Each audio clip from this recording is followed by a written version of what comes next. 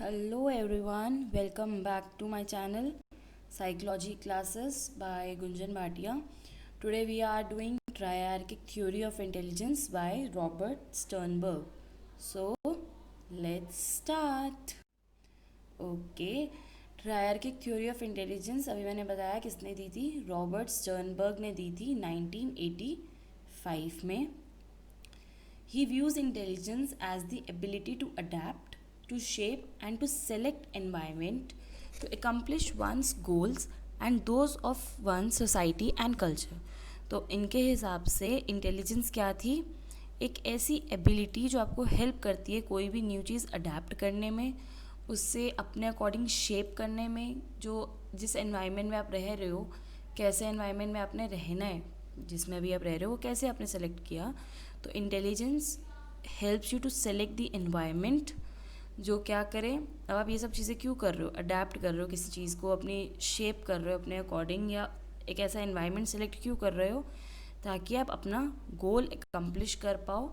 और वही गोल जो है वो ओके होना चाहिए, कहीं पे प्रॉब्लम नहीं होनी चाहिए, कहाँ पे किसी भी सोसाइटी या कल्चर्स के अगेंस्ट वो चीज़ नहीं होनी चाहिए. तो जब भी हम So, according to him, what is intelligence? The ability to adapt, to shape, and select environment to accomplish one's goal and those of one society and culture. इतनी तो आगे इनकी डेफिनेशन जो इन्होंने दी थी.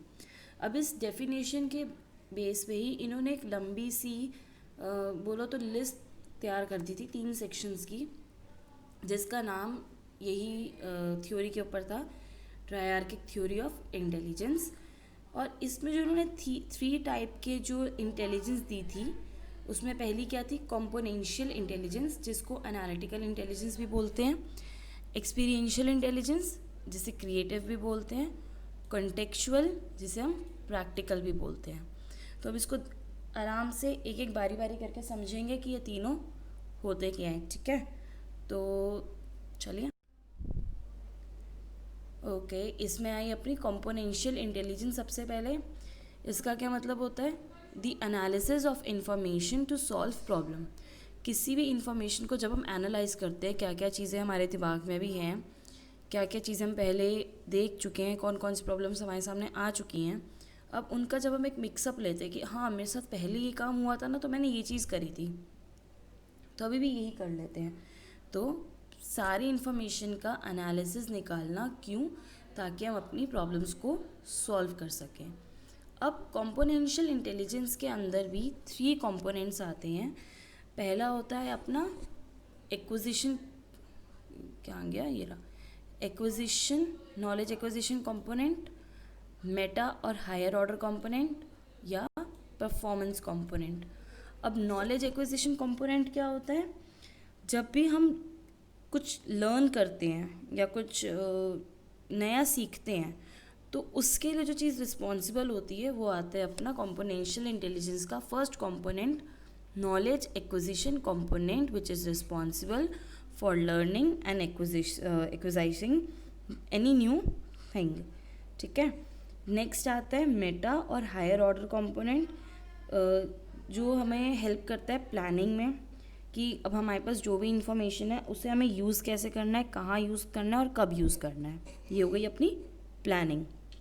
नॉलेज एक्विजिशन में लर्न करना था, या कोई न्यू चीज़ एक्वायर करनी थी. मेटा और हायर ऑर्डर कंपोनेंट्स में हम उसकी प्लानिंग देख रहे हैं कि हमें क्या करना है.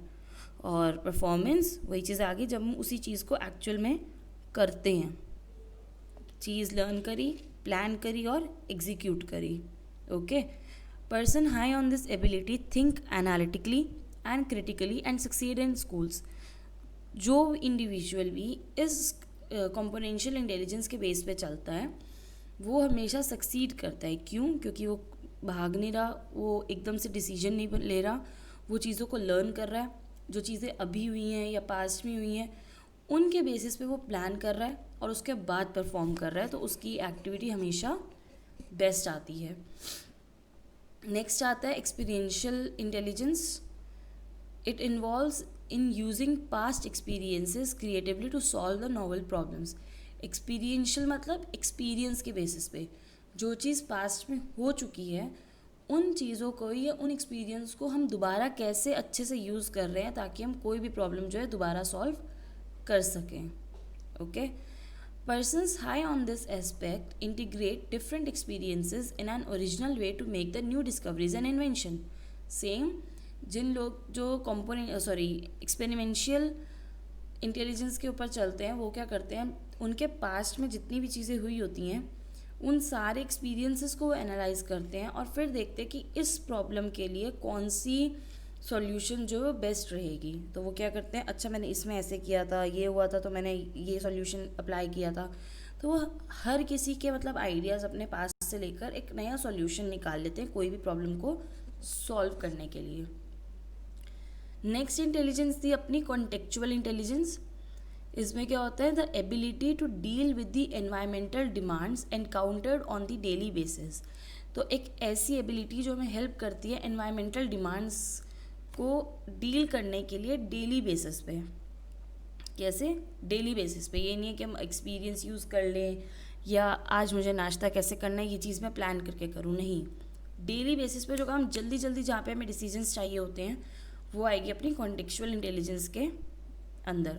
अब जो लोग इस इंटेलिजेंस का ज़्यादा यूज़ करते हैं, जो लोग कॉन्टेक्चुअल बेस्ड होते हैं, उन्हें हम क्या बोलते हैं, स्ट्रीट स्मार्टनेस या बिजनेस सेंस. क्यों बिजनेस सेंस या स्ट्रीट स्मार्टनेस यहाँ इसको क्यों बोला गया है?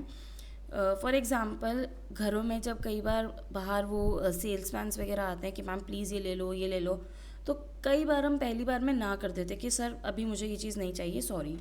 तो उनकी जो स्मार्टनेस होती है या जो उनको मनाने का तरीका आता है उसे कॉन्टेक्चुअल इंटेलिजेंस बोलते हैं. कि ऑन द स्पॉट आप कौन कौन से ऐसे न्यू न्यू आइडियाज़ ला रहे हो, कौन सी ऐसी बिजनेस सेंस या स्मार्टनेस यूज़ कर रहे हो जिससे कि आप सामने वाले को फंसा सको और अपनी चीज़ खरीदने पे मजबूर कर सको. तो कॉन्टेक्चुअल जो डेली बेसिस पे हम यूज़ कर रहे हैं, ठीक है. यहाँ पे कीवर्ड याद कर लो. सबसे पहला कीवर्ड है ability, then environmental demands and then ability daily basis पे. अब the persons high on this aspect easily adept to their present environment. वही चीज़ मैंने भी बताई कि जैसी सिचुएशन है उस पर फटाफट कैसा ऐसा कोई तरीका ढूंढे कि सामने वाला मेरी बात में आ जाए. तो प्रेजेंट एनवायरनमेंट को अडेप्ट करके जब कोई बंदा अपनी चीज़ बोलता है या क्या बोलते हैं आइडियाज़ लाता है तो वो कॉन्टेक्चुअल इंटेलिजेंस के अंडर आता है. और select more favourable environment than the existing one और modified the environment to fit their needs. या जब वो अपने एनवायरनमेंट को ऐसा मॉडिफाई कर लेता है कि लोग उसकी बात में आ जाएं, उसकी बात मान जाएं, तो उसे बोलते हैं कॉन्टेक्चुअल इंटेलिजेंस. सबसे पहला कॉम्पोनेंशियल इंटेलिजेंस पढ़ा था हमने, जिसमें हमें देखा था कि हम अपनी इंफॉर्मेशन का एनालिसिस करते हैं किसी भी प्रॉब्लम को सॉल्व करने के लिए. इसके 3 कंपोनेंट्स होते हैं. सबसे पहला है अपना नॉलेज, सेकंड आता है मेटा और थर्ड आता है परफॉर्मेंस. नॉलेज एक्विजिशन कंपोनेंट में हमने क्या पढ़ा था, जब हम कोई चीज़ लर्न करते हैं, उसको समझते हैं, कोई न्यू चीज़ एक्वायर करते हैं. मेटा और हायर ऑर्डर कंपोनेंट जब उसमें हम प्लानिंग करते हैं, थोड़ी प्रोसेसिंग करते हैं कैसे करना है क्या नहीं करना. और लास्ट आता है परफॉर्म करना, ठीक है, जब उसको हम अप्लाई करते हैं. जो लोग इस चीज़ में तेज़ होते हैं वो ज़्यादातर सक्सीड होते हैं क्योंकि वो सब चीज़ प्री प्लान करके चल रहे होते हैं, जिनको हम बोलते हैं कॉम्पोनेंशियल इंटेलिजेंस. नेक्स्ट आता है एक्सपीरियंशियल इंटेलिजेंस, जिसमें हम अपने पास्ट एक्सपीरियंस के बेसिस पे प्रॉब्लम सॉल्व करते हैं. जो लोग इनमें तेज़ होते हैं इस टाइप की इंटेलिजेंस में, वो अपने डिफरेंट एक्सपीरियंसेस से ऐसा सॉल्यूशन निकाल लेते हैं जो कि उनकी न्यू एक डिस्कवरी बन जाती है या कोई भी प्रेजेंट प्रॉब्लम को सॉल्व करने में हेल्प करती है. लास्ट आया कॉन्टेक्चुअल इंटेलिजेंस, जिसमें लोग अपने एनवायरनमेंट के साथ कैसे डेली बेसिस पे डील करते हैं उसका एक वे है. जो जिनको अच्छे से ये वे आता है, अच्छे से ये तरीका आता है, उसे हम बोलते हैं स्ट्रीट स्मार्टनेस या बिजनेस सेंस.